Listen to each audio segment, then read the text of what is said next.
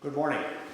My thanks to the Economist for organizing another excellent summit. It's always a highlight of the year for me, and I think for many of us. In considering the topic for this session, it occurred to me that being in the present and looking to the future, it might be worthwhile to look at the past. Yes, I know for many, history is boring and unfulfilling, but often imagining the future requires understanding the past. As the well-known trope states, history may not repeat, but it rhymes. So as we look to the future of Eastern Mediterranean energy, it may be useful briefly, after all, I only have a few minutes, to look at the history. As we all know, Egypt has been a significant producer in the region for many decades, and will continue to do so for the foreseeable future. It remains a major hydrocarbon country that has a history of making adjustments if market conditions change in order to maintain its position as an attractive oil and gas country for investment. The recent adjustments Egypt made following the decline in the commodity prices in 2014, which included creatively finding ways to address the money owed to the investors and ensuring the financial incentives were right for investors to again explore and develop for hydrocarbons, demonstrates this. One good example is what Aldo just talked about, the development of Zohr. But there are other examples as well, and yesterday Middle East Economic Survey published an interview by Peter Stevenson with Minister Al-Mullah. It's worth a read if you want to get some understanding of that. Elsewhere in the region, success of varying kinds has been more recent. It is not as well known, but the discovery of first natural gas in Israel was made by Noble in 1999, and first production of gas was in 2004. This was followed by Noble acquiring other licenses in the Israeli EEZ and the discoveries of Tamar and Leviathan. Tamar has been producing for a number of years, and currently it supplies 60% of the fuel for power generation in Israel, along with other Israeli customers. By the end of 2019, Leviathan will begin production that will supply gas both to the domestic Israeli market and to export markets in Jordan and in Egypt.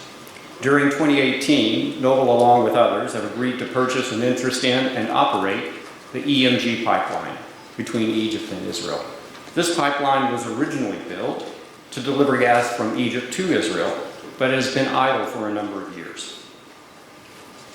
Israel also has the Tanin and Karish fields under development to supply the domestic market, and other operators in recently awarded licenses that have yet to drill wells. In 2017, Lebanon held a licensing round and awarded several contracts, including to our friends at Eni Total. This sets up the future drilling of wells in the Lebanese EEZ to determine what resources may be there. Now turning to Cyprus. Noble was awarded the only block in the first licensing round held by the Republic of Cyprus. This was followed by the discovery of the Aphrodite field, which we are hopeful and expect will move forward to development and production in the very near future.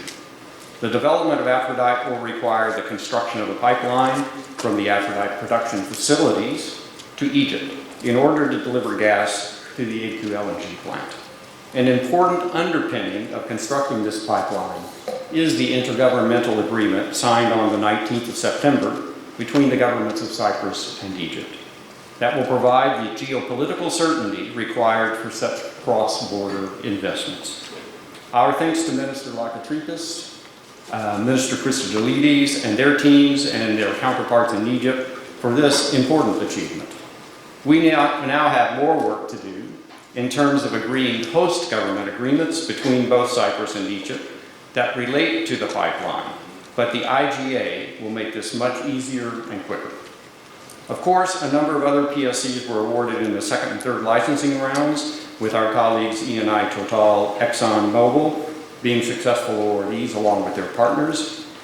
Currently, there's a process being conducted by the government of Cyprus to potentially award Block 7 adjacent to the Calypso discovery. Altogether, there have been 6 wells drilled in the Cyprus EEZ, with 2 more to be drilled by Exxon Mobil in the very near future. The results so far have been mixed, but this is not unusual in any new area. Certainly, the Cyprus EEZ remains underexplored, and only time and more wells will provide further knowledge on the resources within the EEZ. So that brings us to today and the topics to be discussed. First, the history of the Eastern Mediterranean area at this stage is not different from other parts of the world. It takes time for the results of the work of the companies and the governments to reach a conclusion. The industry is one of long time horizons. Investments are made for decades, not short term. At this still early stage, it is difficult to have more than a glimmer of the implications for the future. As I mentioned last year at this conference, the Eastern Mediterranean could be the stage where the North Sea or Gulf of Mexico were 50 plus years ago. Time and more wells will ultimately tell the story of the ultimate resources to be found and exploited. Second, in the Eastern Mediterranean, there is both cooperation and political risk. Investors naturally prefer cooperation, since it reduces the risk of their investments. It is important for all the various stakeholders in the region to find ways to reduce the political risk. Not only find ways to encourage cooperation, but actually to contribute to it as an outcome. This will benefit everyone. There are encouraging signs of cooperation that have developed during my time in Cyprus. The IGA, which we just discussed, between Cyprus and Egypt. The support of the governments of Cyprus and Egypt and the companies, the contractor parties, for a pipeline from Aphrodite Field to Egypt. The EMG pipeline being used again to transport gas from Israel to Egypt. The sale of gas from Israel to Jordan and Egypt. Ultimately, the sale of Aphrodite gas to Egypt for liquefaction. The ongoing studies related to the East Med pipeline from the Cyprus EEZ to Greece and Italy. The tripartite discussions which Cyprus has taken a lead in initiating and organizing among the governments of the region that over time have the potential to lead to substantive cooperation and constructive engagement on important political and economic issues. Noble, as the first operator outside Egypt in the Eastern Mediterranean, has been a significant contributor to this cooperation through the cross-border infrastructure and gas sales that are ongoing. All of us who invest, live, work, and raise our families in the region must persevere in reinforcing cooperation by speaking and living in cooperative ways, while doing what we can to minimize the political risk. Finally, there are pipelines and LNG plants in the region, in both cases presently underutilized. One of the positive consequences of the development of Aphrodite is additional infrastructure with the pipeline from Aphrodite Field to Egypt. Similarly, the long-idle EMG pipeline will soon become operational again with gas from Israel to Egypt. Both of these clearly demonstrate the value of cooperation in the region. Indeed, without cooperation among the countries of the region, infrastructure development and use of resources will be hindered in a significant way, which can result in delay or projects never happening.